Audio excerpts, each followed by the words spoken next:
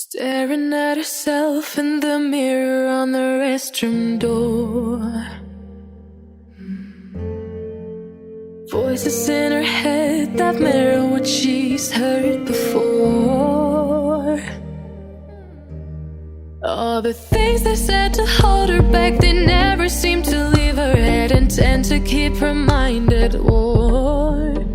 All the things they said to hold her back, they keep her locked inside of all the times when she's been hurt before.